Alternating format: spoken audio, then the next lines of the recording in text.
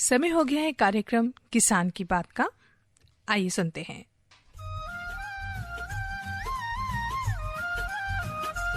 ऐसी नई नई तरकीबें अब हमको है चुननी, ऐसी नई नई तरकीबें अब हमको है चुननी।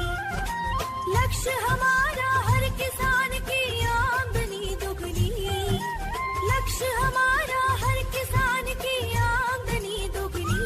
ऐसी नई नई तरकीबें अब हमको है चुननी।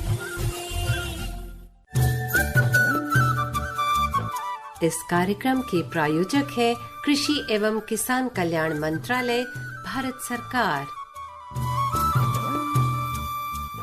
तैयार हैं हम आज भी आप तक बहुत कुछ पहुंचाने के लिए, बहुत कुछ आपको बताने के लिए।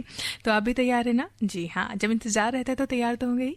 आज मैं हूँ आपके साथ आपकी दोस्त आरती और मैं अश्विनी। और साथियों, जैसे कि आपसे कहा हमने कि बहुत कुछ है आज हमें आप तक पहुंचाने के लिए, आपको बताने के लिए। तो सबसे पहले हम ये बता देते हैं कि भाई आज भी हम एक ऐसा विषय लेकर आए हैं जो आने वाले दिनों में जिसकी फसलों की तैयारी अगर आप कर लेंगे ना, और इसको हम भारतवासी कहें बहुत इसका उपभोक्ता इसके बहुत बड़े लेवल पर है हम। बिल्कुल, और साल भर इसकी बहुत मांग भी रहती है। तो किसान मित्रों, देर नहीं करते, हम आपको आज का विषय बताते हैं। आज का हमारा विषय है आलू से संबंधित आलू की अगेती बिजाई। जी हाँ, आलू की अगेती बिजाई। तो इससे संबंधित आपके जो भी प्रश्न हैं आप उनको इकट्ठा कर लीजिए, हम तक पहुंचाइए। और आपके सवालों का जवाब देने के लिए आज हमने स्टूडियो में आमंत्रित किया है। जी हाँ, आज हमारे साथ हैं डॉक्टर मनोज कुमार जी, जो कि संयुक्त निदेशक हैं केंद्रीय आलू अनुसंधान संस्थान, क्षेत्रीय केंद्र मोदीपुरम, मेरठ से। तो डॉक्टर साहब, आपका बहुत बहुत स्वागत कार्यक्रम में। धन्यवाद जी। तो बिल्कुल डॉक्टर साहब भी तैयार हैं कि क्या प्रश्न आप पूछना चाहते हैं और क्या क्या आप जानना चाहते हैं आलू की अगेती बिजाई से जुड़े हुए। तो फोन नंबर आपको बता देते हैं। किसान मित्रों, आज हमारे पास नया नंबर है, आप नोट कर लीजिए। दिल्ली का एसटीडी कोड 011, इसके बाद डायल करें 23421085। जी हाँ, 23421085। तो आप इस नंबर को डायल कर सकते हैं और अपने सवाल सीधे हमारे स्टूडियो में मौजूद विशेषज्ञ से पूछ सकते हैं। जी हाँ, बिल्कुल। जब तक आपके सवाल हम तक पहुंच रहे हैं, डॉक्टर साहब तक पहुंच रहे हैं, हम शुरुआत कर देते हैं। डॉक्टर साहब, जैसे कि आज का विषय है आलू की अगेती फसल। तो अगेती फसल समय से पहले जब हम इसकी तैयारी करने लग जाते हैं तो उसके क्या फायदे होते हैं? अगेती फसल आखिर किसान अगर सोचे समय पे न लगा के पहले तैयारी करना शुरू करे, क्यों करे ऐसा वो? बहुत अच्छी बात है, आपने सही प्रश्न किया। आलू एक ऐसा फसल है जिसको हम सालों भर खाते हैं जी। लेकिन हमेशा आप जानते होंगे कि जो हमारे उत्सव का समय आता है, दीपावली और बहुत सारी उत्सव, दशहरा और दीपावली, उस समय अगर हमें नया आलू खाने को मिले तो क्या उसका कुछ जवाब नहीं। तो किसान भाइयों को भी पता है कि जब दिवाली के समय हम आलू की फसल को, नए उत्पाद को बाजार में लाएंगे तो उसका बहुत ही अच्छा दाम मिलता है। तो यही कारण है कि बहुत सारे किसान भाई, खासकर उन क्षेत्रों से जहाँ की तापमान पहले ही कम होना शुरू हो जाता है, तराई इलाकों से, आलू की अगेती फसल लेते हैं। और ये इसका, जैसा कि मैंने बताया, ये मुख्यतः इसका इकोनॉमिक रीजन है कि हम ज्यादा फायदा कमा सकते हैं कम उपज में भी, ज्यादा दर पे अच्छी गुणवत्ता युक्त उत्पाद से हमारे कंज्यूमर जो है, खाने वाले लोग हैं, उसको भी हम सेटिस्फाई कर सकते हैं, संतुष्ट कर सकते हैं, और अपना किसान भाई ज्यादा फायदे भी ले सकते हैं। तो इसी कारण से अगेती फसल का एक विशेष महत्व है। और इसकी जो बुआई है जी, वो लगभग अब समय धीरे धीरे बिल्कुल नजदीक आ गया है और बहुत जल्दी शुरू होने की है जी। तो इसके बाद डॉक्टर साहब, हम ये जानना चाहते हैं कि जो आलू की खेती करते हैं हमारे किसान भाई, तो अच्छे उत्पादन के लिए वो कौन सी किस्मों का चुनाव कर सकते हैं और कौन से क्षेत्र में किस तरह की जो किस्म है वो अभी प्रचलन में है, और तो क्या उसको कंटिन्यू करें हमारे किसान भाई या उससे हमें अपग्रेड होने की अभी ज़रूरत है? मैं बताऊं, हमारा संस्थान, केंद्रीय आलू अनुसंधान संस्थान जो है, हर साल हम आलू पे अनुसंधान करते जा रहे हैं लगातार। और हमारे संस्थान ने अब तक 66 किस्मों का विकास किया है। हाँ, लेकिन हर किस्म हर क्षेत्र के लिए नहीं होता, हर उद्देश्य के लिए नहीं होता। अब अगेती किस्म की बात करें, जो किस्म अगेती में जल्दी उपज देने के लिए उपयुक्त है, तो वो एक अलग किस्म, अलग तरह की किस्में होती है जो ज्यादा तापमान पे भी वो सही उपज दे पाए। तो इसमें हमारे संस्थान, जो किसान भाई हैं, उनको मैं ये बताना चाहूँगा कि हमारे संस्थान ने कुछ उच्च तापमान प्रतिरोधी किस्मों का विकास किया, क्योंकि अभी तापमान ज़्यादा होता है और इसमें अगर सामान्य किस्में हम लगाएं तो या तो उसका अंकुरण नहीं होगा, जर्मिनेशन नहीं होगा, मिट्टी के अंदर उसमें सड़न हो जाएगी और पौधे अच्छे से जमेंगे भी नहीं और बाद में कंदीकरण भी अच्छा नहीं होगा। तो हमारी जो संस्थान ने लगभग 10-12 साल पहले एक कुफरी सूर्या किस्म का विकास किया। अभी 5-6 साल पहले कुफरी लीमा का विकास किया और अभी जो रिसेंटली 2-3 साल पहले कुफरी किरण, 3 जो किस्में हैं ये हम उष्मा प्रतिरोधी किस्में हैं। हाई टेम्परेचर, अधिक तापमान से इनमें खराब असर कम पड़ता है। ये अच्छे अधिक तापमान पे भी अंकुरण होकर और जर्मिनेशन इसका मिट्टी में हो जाता है जब आप लगाते हैं, और उसके बाद कम समय में हम ज़्यादा उपज ले सकते हैं। इसके अलावा भी कुछ ऐसी किस्में हैं जो कि सामान्य आलू की जब खेती करते हैं उस समय हम उसको लगाते हैं, लेकिन उससे अगर अगेती भी लगाया जाए, जैसे कुफरी पुखराज है, कुफरी ख्याति है, इवन कुफरी मोहन भी है, इन सब किस्मों को अगर हम बहुत कम समय में उपज लेना है, जैसे अगर अभी किसान भाई, आज 12 सितंबर का तारीख है, हम समझते हैं कि 20 के आसपास अगर किसान भाई लगाएं और उसे दीपावली से पहले अगर उनको उपज लेना हो, तो इतने कम समय में उपज लेने के लिए हमारे पास एक कुफरी पुखराज एक बहुत अच्छी किस्म है, कुफरी ख्याति है, कुफरी मोहन है, कुफरी गंगा, ये सब किस्में की बहुत कम समय में बहुत अच्छी उपज दे जाएगी। तो ये हमारे किस्मों के बारे में जो आपने प्रश्न किया था, ये हमारा सुझाव रहेगा अगेती फसल के लिए किस्मों का सुझाव। जी, तो डॉक्टर साहब ने अभी किस्मों का चुनाव बताया कि किस तरह से हम कर सकते हैं और क्या कुछ ध्यान में रखने की बात है। लेकिन साथ ही जैसे कि आप सबने शुरुआत में कहा था, आपको बताने के लिए हमें बहुत सारी बातें हैं जो आज आपसे करनी है। बहुत आज कुछ ऐसे कार्य हुए हैं भारतवर्ष में, कहें दिल्ली में, स्पेशली दिल्ली के आसपास के क्षेत्रों में, कि जो किसानों के लिए काफ़ी बहुत ज़्यादा लाभदायी हैं। कुछ ऐसी चीज़ें हुई हैं, तो उसके बारे में जिक्र शुरू करते हैं। बिल्कुल किसान मित्रों, आपको हम जानकारी देते हैं कि उत्तर प्रदेश के ग्रेटर नोएडा में दिनांक 12 सितंबर यानी आज से 15 सितंबर 2022 तक अंतर्राष्ट्रीय दुग्ध उत्पादक संघ और भारतीय डेयरी विकास बोर्ड द्वारा विश्व डेयरी समिट 2022 का आयोजन किया जा रहा है। इस डेयरी समिट में लगभग 50 देशों की 1500 सहकारी और निजी दुग्ध उत्पादक कंपनियां भाग ले रही हैं। जी, और इस समिट का उद्घाटन माननीय प्रधानमंत्री श्री नरेंद्र मोदी द्वारा किया गया। साथियों, इस अवसर पर सभी को संबोधित करते हुए माननीय प्रधानमंत्री श्री नरेंद्र मोदी जी ने पशुपालन द्वारा जो पशुपालक हैं उनकी आय में वृद्धि हो, डेयरी उद्योग में महिलाओं की भागीदारी बढ़े और उनके सशक्तिकरण पर जोर देते हुए क्या कुछ कहा है अपने वक्तव्य में, आइए सुनते हैं। डेयरी सेक्टर का सामर्थ्य न सिर्फ ग्रामीण अर्थव्यवस्था को गति देता है, बल्कि ये दुनिया भर में करोड़ों लोगों की आजीविका का भी प्रमुख साधन है। मुझे विश्वास है ये समिट आइडियाज, टेक्नोलॉजी, एक्सपर्टाइज और डेयरी सेक्टर से जुड़ी परंपराओं के स्तर पर एक दूसरे की जानकारी बढ़ाने और एक दूसरे से सीखने में बहुत बड़ी भूमिका निभाएगी। साथियों, आज का ये आयोजन ऐसे समय में हो रहा है जब भारत ने अपनी आजादी के 75 वर्ष पूरे किए हैं। ये भी संयोग है कि आज के इस आयोजन से भारत के 75 लाख से ज्यादा डेयरी किसान भी टेक्नोलॉजी के माध्यम से इस कार्यक्रम में हमारे साथ जुड़े हुए हैं। इस तरह तरह की समिट के लिए और उसमें लास्ट माइल बेनिफिशियरी हमारे ऐसे ही किसान भाई बहन होते हैं। मैं वर्ल्ड डेयरी समिट में अपने किसान साथियों का भी स्वागत करता हूं, उनका अभिनंदन करता हूं। साथियों, पशुधन और दूध से जुड़े व्यवसाय भारत की हजारों वर्ष पुरानी संस्कृति का अभिन्न हिस्सा रहा है। वर्ल्ड डेयरी समिट में इसका जिक्र मैं इसलिए भी कर रहा हूं क्योंकि विश्व के अनेक गरीब देशों के किसानों के लिए ये एक बेहतरीन बिजनेस मॉडल बन सकता है।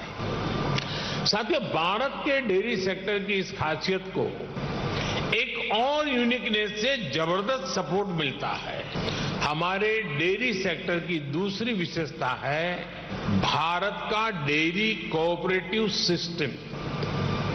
आज भारत में डेयरी कोऑपरेटिव का एक ऐसा विशाल नेटवर्क है जिसकी मिसाल पूरी दुनिया में मिलना मुश्किल है। इतना ही नहीं, अगर मैं गुजरात राज्य की बात करूं तो ये सारे पैसे सीधे महिलाओं के बैंक अकाउंट में जाते हैं। पूरे विश्व में इतना ज्यादा रेशियो किसी और देश में नहीं है। दुनिया के बहुत से देशों के किसानों के बहुत काम आ सकता है।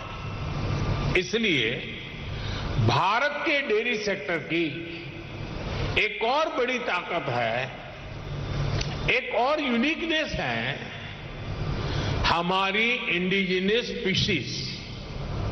भारत के पास गायों की, भैंसों की जो स्थानीय ब्रीड है वो कठिन से कठिन मौसम में भी सरवाइव करने के लिए जानी जाती है। मैं आपको गुजरात की बन्नी भैंस का उदाहरण देना चाहूंगा। ये बन्नी भैंस कच्छ के रेगिस्तान और वहां की परिस्थितियों से ऐसी घुल मिल गई है कि देखकर कई बार हैरानी होती है। दिन में बहुत ही भयंकर धूप होती है, बहुत गर्मी होती है, कड़क धूप होती है। इसलिए ये बन्नी भैंस रात के कम तापमान में घास चरने के लिए निकलती है। विदेश से आए हमारे साथी ये जानकर के भी चौंक जाएंगे कि उस समय बन्नी भैंस के साथ कोई उसका पालक, उसका किसान उसके साथ नहीं होता है। वो गांव के पास बने चारगांव में खुद ही जाती है। रेगिस्तान में पानी कम होता है, इसलिए बहुत कम पानी में भी बन्नी भैंस का काम चल जाता है। बन्नी भैंस रात में 10-10, 15-15 किलोमीटर दूर जाकर घास चरने के बाद भी सुबह अपने आप खुद घर चली आती है। ऐसा बहुत कम सुनने में आता है कि किसी की बन्नी भैंस खो गई हो या गलत घर में चली गई हो।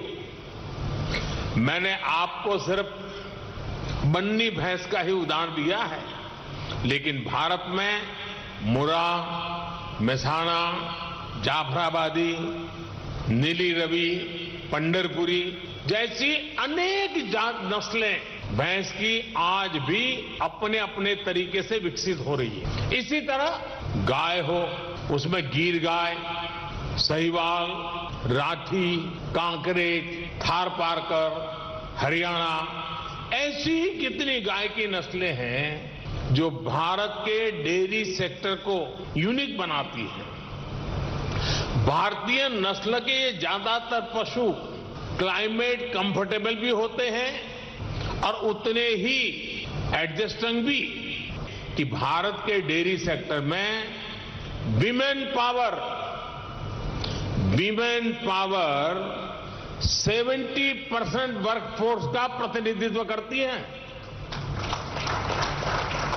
भारत के डेयरी सेक्टर की असली कर्णधार विमेन्स हैं, महिलाएं हैं। इतना ही नहीं, भारत के डेयरी कोऑपरेटिव में भी 1/3 से ज्यादा सदस्य महिलाएं ही हैं।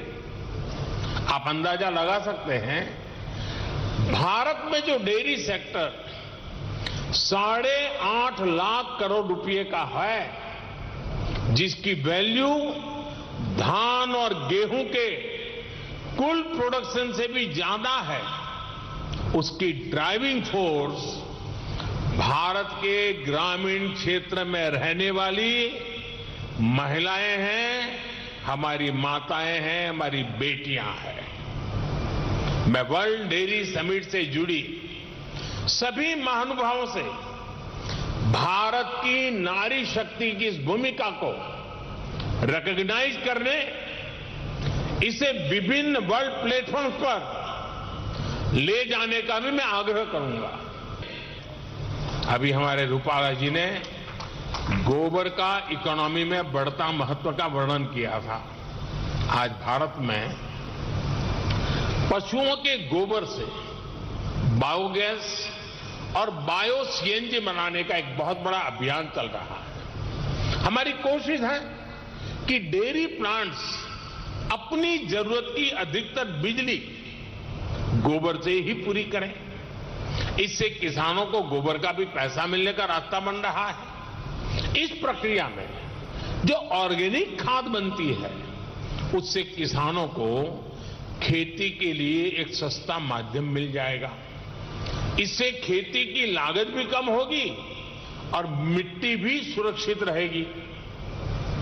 भारत में आज नेचुरल खेती पर, नेचुरल फार्मिंग पर भी अभूतपूर्व बल दिया जा रहा है, जिसमें पशुओं की बहुत बड़ी भूमिका है।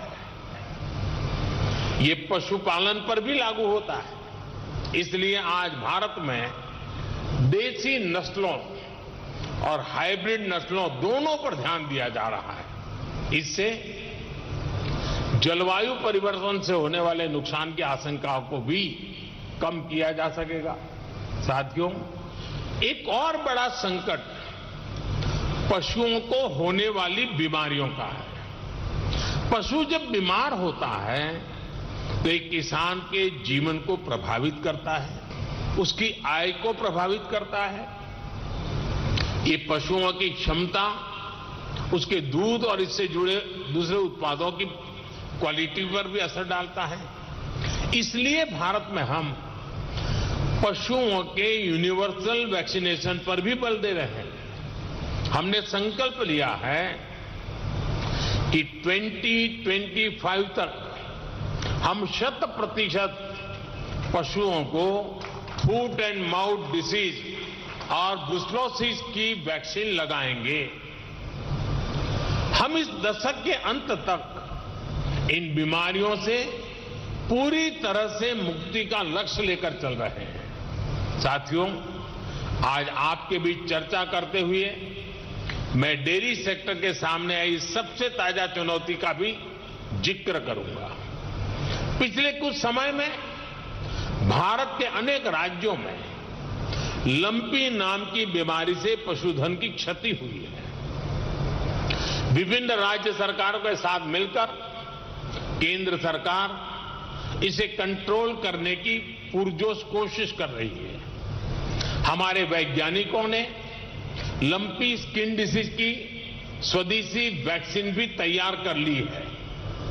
वैक्सीनेशन के अलावा जांच में तेजी लाकर पशुओं की आवाजाही पर नियंत्रण रखकर उस बीमारी को काबू करने की कोशिश की जा रही है। और यहां से जो मंथन से अमृत निकलेगा, इस हमारे अमृत काल में देश के ग्रामीण जीवन के अर्थतंत्र को विकसित करने में, देश के पशुधन के सामर्थ्य को और मजबूत बनाने में और देश के गरीब से गरीब के सशक्तिकरण में भी बहुत बड़ा योगदान देगा।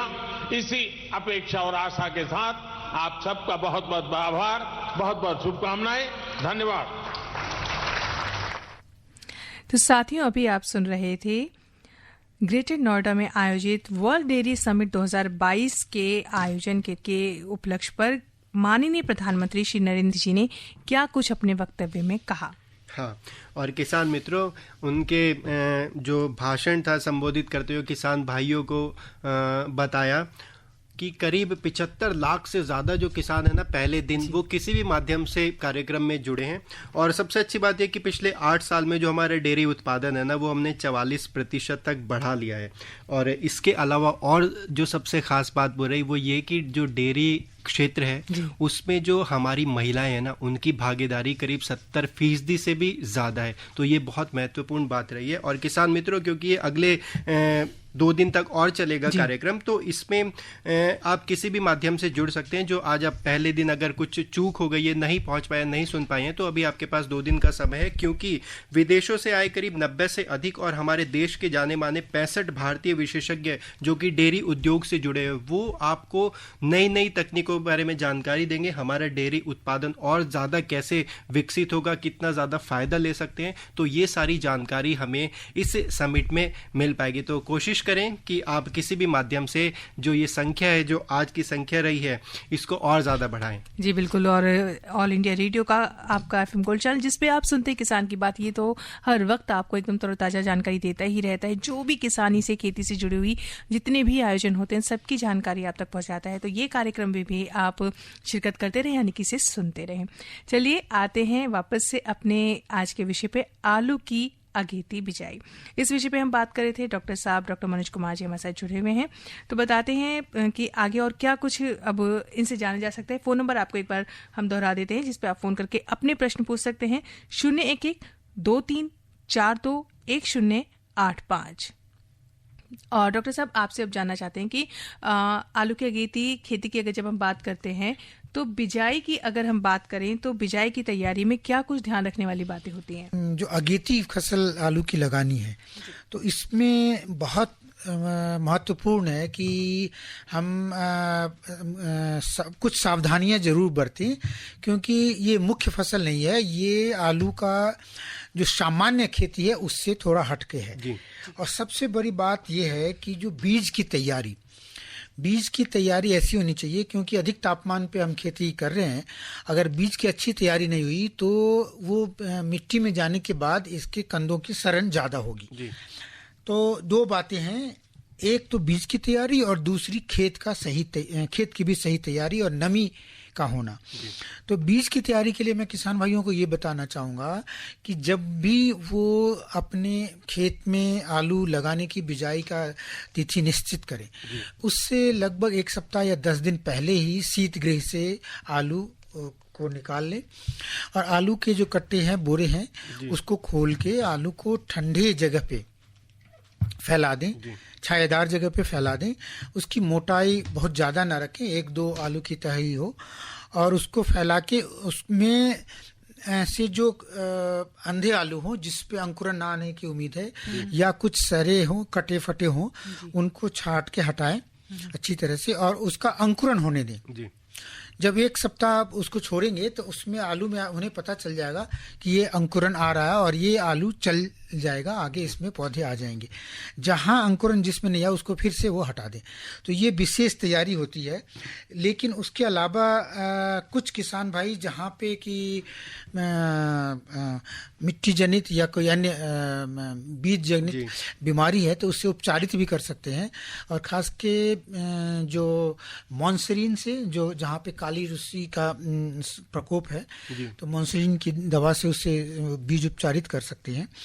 या जो किसान भाई बीज के लिए खेती करते हैं, हालांकि अगेती फसल में बीज के लिए खेती नहीं करते सामान्यतः, तो उनको बोरिक एसिड से पोस्ट कोल्ड स्टोरेज उपचार करने की आवश्यकता नहीं है। लेकिन एक बात जरूर रखें, उसको वर्गीकरण उसके कंदों की साइज के आकार के अनुसार से कर लें।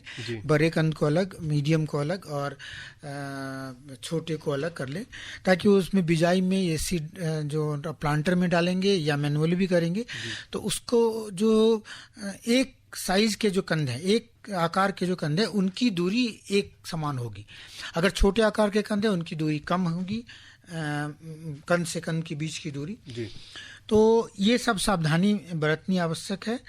उसके साथ ही जब हम खेत की बात करें तो खेत को अच्छी तरह से तैयार करें। जो किसान भाई ने हरी खाद की फसल लगाई होगी, ढेंचा, वो उन्होंने दबा दिया होगा। और अगर बारिश कम हुई है, शायद इस बार इधर बारिश थोड़ी कम हुई है, तो अगर ढेंचा का फसल जो है वो अच्छी तरह से मिट्टी में मिला नहीं है, सड़ा नहीं है, तो हल्की सी सिंचाई कर सकते हैं जी, ताकि खेत में नमी बरकरार रहे। और उसके बाद लगाने का काम करें। खेत को अच्छी तरह से जुताई करके कोई खरपतवार ना हो, कोई वीड ना हो। और उसके बाद जो संस्तुत मात्रा है खाद की, उसको भी आप खेत में बखेर सकते हैं। खासकर लगाने के समय जो नाइट्रोजन के लिए हम कैल्शियम अमोनियम नाइट्रेट किसान खाद या अमोनियम सल्फेट, और उसके अलावा फास्फोरस के लिए डायमोनियम फॉस्फेट और पोटास के लिए म्यूरेट ऑफ पोटास का इस्तेमाल कर सकते हैं। संस्कृत मात्रा के अनुसार से मिला के उसके खेत में मिला दें जी। और तब बिजाई करें जी। बिजाई में एक खास बात है कि अभी तापमान बहुत ज़्यादा है, तो बिजाई की जो गहराई हो थोड़ी ज़्यादा हो, ताकि कंद जो है पूरी गर्मी में धूप से या गर्म से एक्सपोज ना हो, और मिट्टी की गहराई में जहाँ नमी भरपूर नमी हो, ताकि उसमें जाने से कंद में तेजी से अंकुरन हो और उसमें जड़ का विकास हो। तो ये चीज़ है कि कई बार हम ये मानते हैं कि 3 इंच 4 इंच ज़्यादा नीचे गहराई में डालने से जहाँ नमी का ह्रास नहीं होता, नमी सूखती नहीं है, और ऊपर जो मिट्टी डालते हैं वो उस पर मल्च का काम करती है, मिट्टी को नमी को सूखने नहीं देती। तो इससे पौधा मजबूती से निकलता है। और हो सके तो बिजाई के बाद अगर बिजाई पूरी कर लेते हैं तो उसके बाद वो एक जो वीडीसाइड का स्प्रे करेंगे, मेट्रिबिजिन या किसी का भी स्प्रे करने के बाद वो हल्की सिंचाई कर सकते हैं, ताकि एक साथ जमाव हो। और एक साथ जमाव होगा, तेजी से बढ़वाड़ होगा अगर फसल का, तो वो कम समय में ज़्यादा उपज ले पाएंगे। और मुझे लगता है कि जो जिन किस्मों का हमने बात किया है वो 60 दिन में 65 दिन में उन्हें कुछ 150 से 200 कुंटल प्रति हेक्टेयर उपज देके वो मार्केट बाजार में ले जाके फायदा मुनाफा कमा सकते हैं। जी डॉक्टर साहब, एक छोटी सी बात ये जानना चाहेंगे कि बिजाई के कितने दिन बाद सामान्य तौर पर पानी दिया जा सकता है? मिट्टी की नमी पे निर्भर है, लेकिन मेरा ये जैसे अगेती फसल के लिए विशेषकर अगर बात करें तो थोड़ी बिजाई के तुरंत बाद हम जो वीडीसाइड स्प्रे की बात कर रहे हैं, वीडीसाइड स्प्रे के तुरंत बाद ही कर ले, 3-4 दिन के अंदर अगर कर ले, हल्की सिंचाई। हमेशा ये ध्यान रखें कि आलू में कभी भी बहुत ज़्यादा पानी ना डालें। जो कुर बनाते हैं, रिजिंग करते हैं, रिजिंग की आधे ऊंचाई तक ही पानी रहने दें, ताकि वो हल्की सी नमी हमेशा जड़ क्षेत्र में बना रहे और उसमें हवा जो है वो भी मिलती रहे जड़ को। तो ये खास बात है। डॉक्टर साहब, जब हम आलू की बिजाई कर चुके हैं तो जो हमारी मिट्टी है तो उसमें पोषक तत्व बनाए रखने के लिए हमारे किसान भाई क्या कुछ कर सकते हैं? बहुत जल्दी से डॉक्टर साहब इसका जवाब चाहेंगे आपसे। पोषक तो देखिए, पोषक हमने अभी बताया कि हमें जो संस्कृत मात्रा है वो पहले बिखेरनी है, और बाद में हम यूरिया वगैरह का टॉप ड्रेसिंग भी करते हैं, वो भी कर सकते हैं। आजकल नैनो फर्टिलाइजर भी है, उसका हम स्प्रे कर सकते हैं। वो उसके लिए संस्तुति हमारे संस्थान से उसके अनुसार से किया जा सकता है। जी, तो डॉक्टर साहब ने आज बहुत सारी बातें बताई। डॉक्टर मनोज कुमार, संयुक्त निदेशक केंद्रीय आलू अनुसंधान संस्थान, क्षेत्रीय केंद्र मोदीपुरम, मेरठ से हमारे साथ जुड़े थे। बहुत बहुत धन्यवाद डॉक्टर साहब आपका। धन्यवाद। और साथियों, उम्मीद है आज का कार्यक्रम आपको अच्छा लगा होगा। फिलहाल आज के लिए मुझे आरती को और मुझे अश्विनी को दीजिए इजाजत। नमस्कार। इस कार्यक्रम के प्रायोजक थे कृषि एवं किसान कल्याण मंत्रालय, भारत सरकार।